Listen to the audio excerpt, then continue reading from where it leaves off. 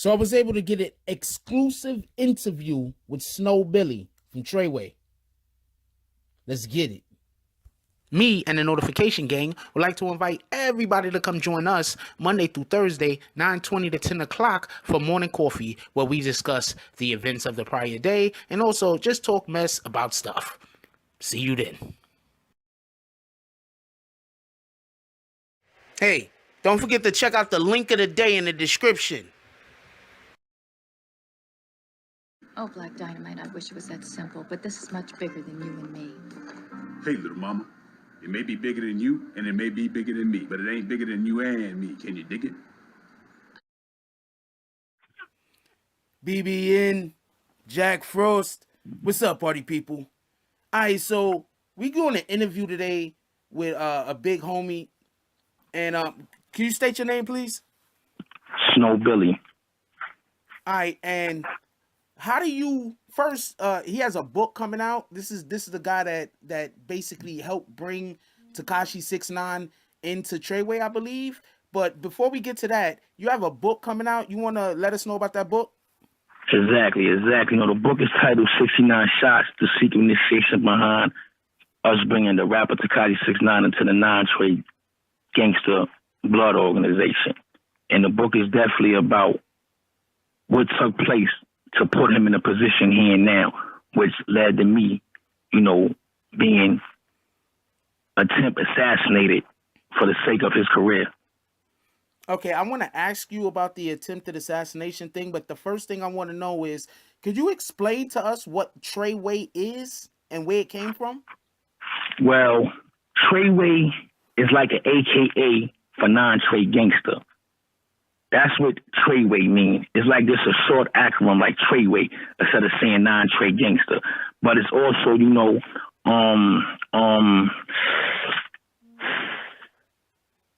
it's just like it's like an acronym. You know, it's just Treyway. You know, it's really non-trade. You know, so instead of saying non-trade, you say Treyway. Copy. You know what I'm saying? Copy. Okay, so you said that there was an attempted assassination on your life. Can you let us know what happened and why it happened? Okay. Well, I wasn't giving I wasn't really supporting a lot of the things that they wanted to do with Tekashi69 at the beginning when he came out. I wasn't really for certain things. You know, with a lot of shit going on with him and Casanova, you know, I had to get involved in that, you know, to diverge the situation. So, being who I am, certain individuals felt, let's remove him. And once he's removed, we could do what we want to do. So, on my birthday, I was with a few of my I thought they were loyal soldiers. And as I was going to my house, I got out the car to go handle something real quick because it was my birthday and we was going out. As I was getting out the car, two individuals came out behind me, which was my cousin, and another individual who's like my cousin, and one shot me in the neck and the other one shot me in the back of the head. Oh, wow. I'm sorry to hear that happened. So wait, hold on. Let's stop everything for a second. So when this happened, you said that you was because you did some time on Rikers after this happened, correct? I went right to jail 3 days later because I was on a run from parole. So I had to go to Rikers Island to fight that parole violation. Okay, so you was on Rikers, and this happened. And what month did you don't got to say the exact date? What month? January. This happened in January. So you got locked up in January after the shooting. Right. Okay, so then you was on Rikers for how many months? 5 months. So you was locked up 5 months. So just for everybody to know, this is around the time that Tekashi really did start beefing with a lot of people that he probably shouldn't have been beefing with. Just so I could just throw this out there, I'm not trying to cut you off, but I just want to give people an understanding that when you were locked up, that's when Tekashi started beefing with the people on the West Coast and the people in Chicago. Exactly. Which I personally think was unnecessary because I think that his career was doing well enough without these distractions.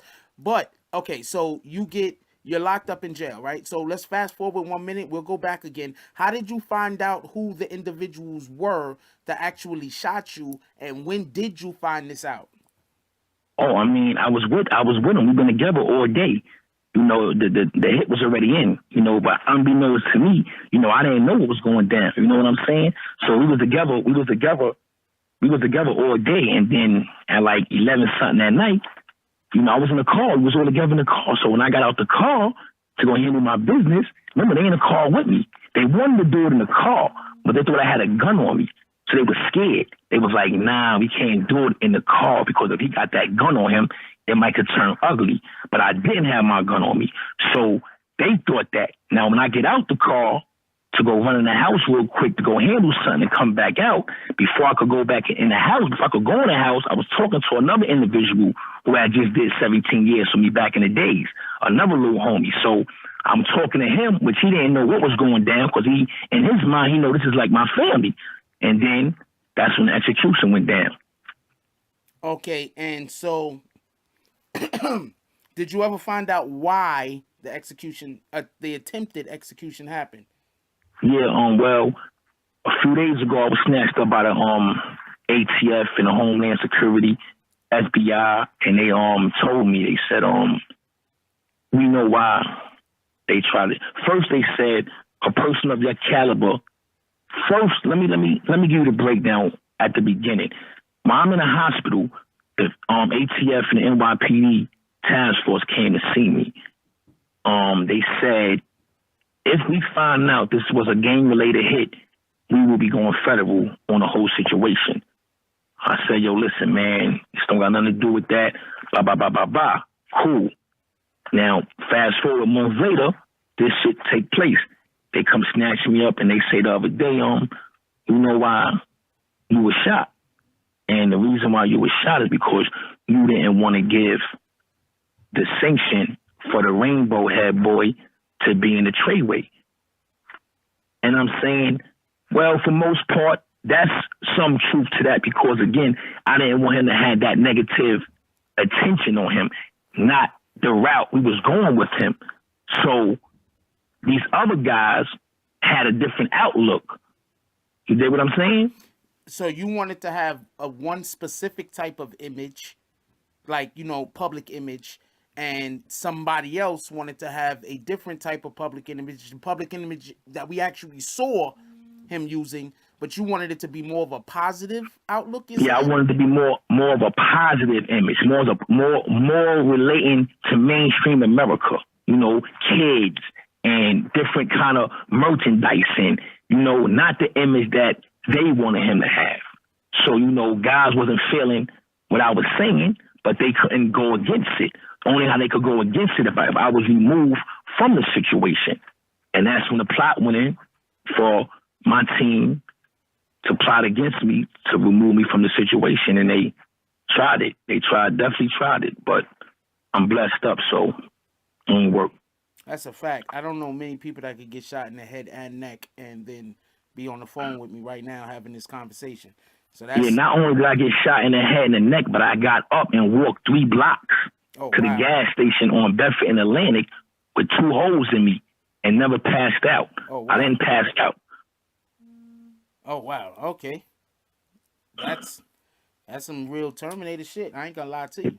And the 9mm hit me in my 3rd vertebrae and my spinal cord. Wow. That controls...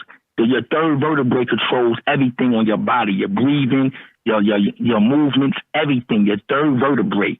Any doctor will tell you this. When the doctors seen that, they said, we don't know how you walking or how you even breathing. Later for the head shot, the neck shot, you know, and I just said, yo, you know, I owe all the God, though, at the end of the day, man, because, you know, I've done my share of putting in work when I was younger.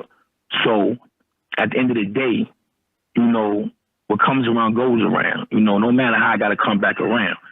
And when it came back around, God was there to make sure that I got you, son. But you got to do something for me. You know? All right, so how did you get Tekashi69 in the first place under your wing? Well,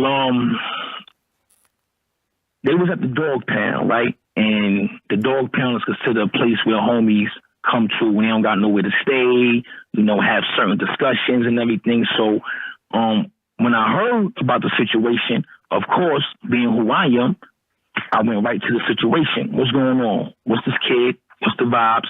Bing, bing, boom, boom. And that's when Shotty breaking everything down to me like, yo, this is what it is, big homie. Ba, ba, ba, ba, ba. Ba, ba, ba, ba, boom, bing, bing. I'm like, all right, cool. So this is what we doing with him. And this is how we go market him. And this is what we go do. You know, he was over at a house that we considered a dog pound at the time. Okay. And he was homeless. Can you tell me the conditions? Because I want to know like exactly what the conditions were before like you actually stepped in and started doing whatever you was doing. Well, I didn't have that much time because, you know, the plot went in fast. You know what I'm saying? So the time I did have with him and his real manager, Chris, we discussed on what we're going to do with him with his first tour and how having merchandise available and we'll be taking him at, because Chris is a real intelligent man, not this shoddy dude. It's Chris. Okay, so hold on. I want you to explain to me who Chris is. All right, so yeah, who is, just so people could get an understanding of who Chris is, because you mentioned him like twice. Right, Chris is Tekashi69 original manager. The real manager. Okay, so that's who Chris is. All right, so Chris is a businessman, a business guy, obviously. Right, definitely.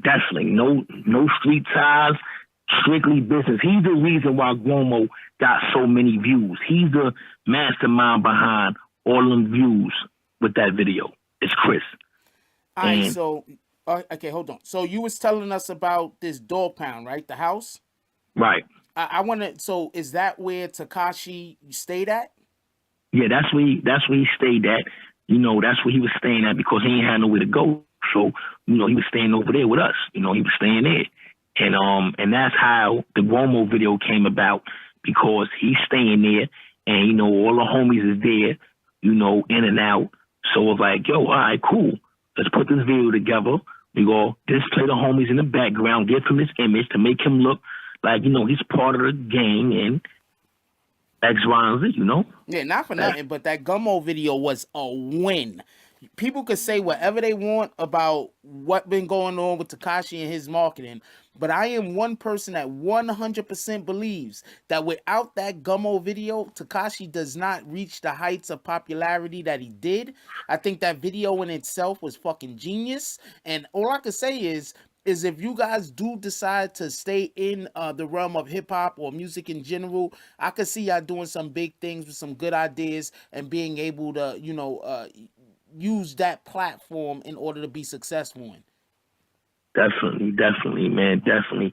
And shout out to all the homies, man, that was definitely in that video, man, and having got compensated, you know, thanks to Shotty, grimy ass. Wait, explain that real quick. I said, shout out to all the homies that was in that. Not that part. They didn't get compensated because of Shotty? Right. Nah, they ain't get compensated at all. You know, they ain't get compensated for nothing dealing with that video. Nobody got compensated. Sorry to hear that happened. Yeah, bro. Yeah, it was wicked, man. Very wicked. You know, very wicked. So Shotty was controlling the money at one point or another? I mean, Shotty was doing like grimy shit, like, you know, he'd do walkthroughs and he'd take the money, you know, whenever we wasn't around, or he'd do a walkthrough and charge probably $20,000 and give Tekashi 5 and keep 15, and oh, wow. You know, he was doing a lot of foul shit, man. But Shotty is a foul dude though. Like, you know, these are my Shotty's a foul dude. You know, Shotty is not a businessman. Shotty is a robber. You know, he's not a businessman. He's not business orientated.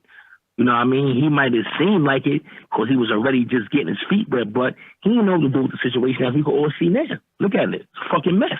Well, you did say that you gave him a template. So even though he didn't know what to do, he probably was following that a little bit along the way so he don't seem incompetent.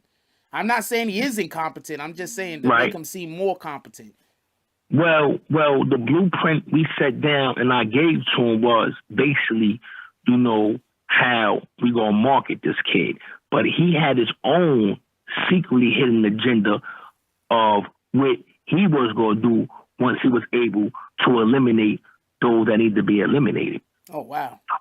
You know what I'm saying? And he brung certain other people around that certain other people wasn't getting along with. So he tried to play a game like, okay, cool. I need the big homie around. So now when he bring me around, it's like, okay, cool. When I'm around, these other niggas ain't gonna say nothing. You get what I'm saying? So that gave him an outlet to play everybody against each other and then pull him out the circle once his plan succeeded, you know? But everything backfired on him, you know what I'm saying? Got a question. Yes. What happened with Billy Otto? Well, Billy Otto, that's the homie, man. I really don't know Billy Otto like that because, again, I'm not really with the whole crowd thing. I'm considered like the ghost. I stay behind the scenes, man. Copy, I get that. But from what I gather, Billy Otto was around us, and some way, somehow, Shotty pulled a fast one on him. You know, I was away. I was on Rikers Island. So remember, everything took place while I was already incarcerated. I was shot and I was gone. Remember, I got shot on the 19th and I was on Rikers Island on the 22nd. So, you know, what took place, I don't really know because I was inside. I was getting little bits and bits of people coming off the street and all that, but I didn't really get the in-depth on everything that took place. But I already knew, you know, once I was in for like 3 months, I already started piecing it together like, wow, this is what's taking place in this. You know, now everybody want to be telling me, oh, we should have listened to you now, but it's too late. You know, it was listening then and then and then, not, you know, later on down the line, because look what happened. Yeah. They should have definitely have been listening to something else other than what they were listening to. That's a fact. Right. And it wasn't nobody responsible around. Like, I'm the responsible one. You know what I mean? I'm the mind. So, you know, this is why I was involved in Tekashi life on the sole purpose of being the brain in his life, you know, because these other guys are not the brain, you know. So by me not being around, left him open for anything. And when I say anything, that was like, you know, Shotty and snuck his little, you know, his little 2 cents in, got in his head because nobody was around, you know, to help the kid. And he maneuvered the situation from there. Oh, wow. All right, so you're saying recently, just want to hit on this point again. You're saying recently the FBI and these guys pulled you up, whatever the reason it was, and they told you that the people who actually put the hit out on you were the people that was in. Oh, well, no. The reason why the hit was put out on you was because you didn't want to sanction Tekashi69. Right. Okay, so, exactly. And you're also saying, I just want to just make sure we got these points. And you're also saying that Shotty was trying to get everybody from around Tekashi so he could try to run his career. Exactly. Okay, just hold on. And if I'm not incorrect about this, you're also saying that Shotty was basically charging people money for Tekashi services and then taking more than half of the money that was supposed to be paid to Tekashi in the first place. Exactly. But I was only around probably for one of those, you know what I'm saying? Because remember, I got shot on the 19th. Then after that, after I was shot, then that's when everything started taking place. A little strip club, walkthroughs, and whatever they was going to. I was in jail. Aces and Cityscapes, whatever they was going to. You know, when I was incarcerated, man, Shotty was definitely taking the money, man, from this kid way before the big money was taken. Like, Shotty was been taking money from him, you know. Got a question. Did you see the Breakfast Club interview? I did watch it. I didn't watch the whole thing, but I did watch little snippets of it. In the Breakfast Club interview, Tekashi speaks about how somebody, I'm not going to say everything that he's saying because I don't want to get into that. I don't want to, go too far into this. But in it, he says something about people taking his money. Could he have been talking about Shotty? Of course he was talking about Shotty. 100% he was. 100%. Because he knew this was taking place way before he even got to the levels he had now. you know, but that was definitely the fact that, you know, Shotty ripped them off, you know, for a couple $100,000. You know, they all probably broke that money up. You know, it was like 1.9 after they gave him 300,000 up to 2.2, would have left at 1 point and some change, and they all probably tucked 300-400 a piece, and you know, had a field day with that little bit of change, man. All right, so we're gonna wrap this up, but before we go out, I want you to tell us about that book, and just Okay. I want you to tell us about that book one more time. Okay, well, the book is titled 69 Shots. You know, the secret initiation responsible for blood and the rapper Tekashi69 to the non-trade gangster organization.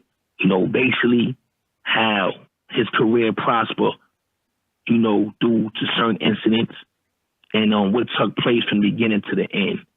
You know, it gives the in-depth story on how many people were shot and everything, you know, from why shot. That's why it's called 69 Shots, because it gives the in-depth on the whole rise and fall of Tekashi69 and the non-trade gangster blood set. So basically, anybody that wants to know exactly what was going on through this whole Tekashi69 movement, that's basically that information, the behind the scenes stuff that people don't even know about, is going to be in this book. Yes. And I'm just assuming, because we spoke a little bit earlier before we got on, you said that you were writing, you had to write, because the book was already done. So now you're just adding a couple of more chapters to it because of the things that have just recently transpired. Correct? Exactly. All right, my brother. It was definitely a pleasure to have you on. We will do this again soon, hopefully. And right, we definitely will. But let me say one thing before we go. You know, I just want the kids and the kids and the up and coming hip hop artists to know that, you know, this book is being marketed in regards of gang prevention awareness. Like, listen, man, you know, I've done serve. I didn't lost my life to prison. I've faced multiple life sentences when I was younger. This is no secret. You know, I didn't been shot in the head and the neck. You know, so there's no one else better to tell a gang prevention story but me. Like, you know, because I didn't do both. I lost my life to the penitentiary at one point and got it back, and I lost my life in the streets and got it back. So, you know, this right here will open, you know, these kids who want to be down and want to think running with a gang is cool and all that. Well, this is the book to let you know that when you think about entering gang culture and all that, so with the respect, man, you know, it might all seem glorious at the beginning, but trust me, it's nothing but poison at the end. My brother, I don't know what you was doing before, but if this is what you're doing now, you're doing God's work. And that's a fact. Yeah, man, definitely, man, definitely. This is God work, man. You know, he kept me here for a reason. He made a deal with me, man, and said, listen, I'm going to get you off this ground, bro, but you got to do some things for me, man. You know, and I said, all right, cool, man. I'm accept that, man. I'm accept that. And I got up off that ground and walked 3 blocks, man, with a bullet in my neck and head, man. I walked 3 blocks, 3 long blocks. You know, when we do the movie, people will definitely go see the visual, man, that what really took place, man. That, you know, the shit is real serious, man. Like, everybody saying, hey, well, the movie need to be done, a movie. Okay, cool. We definitely go do the movie, man. We go put the movie out there to show the rise and fall of this whole situation. All right. Thank you for being a guest. Definitely do appreciate you. We out. If you like this video, please hit the like and subscribe button. If you would like to help dictate the direction that this channel takes, please leave a comment. All comments are appreciated, whether positive or negative. Thank you very much and enjoy your day. And remember, positive thoughts cause for positive things to happen. Let's get it.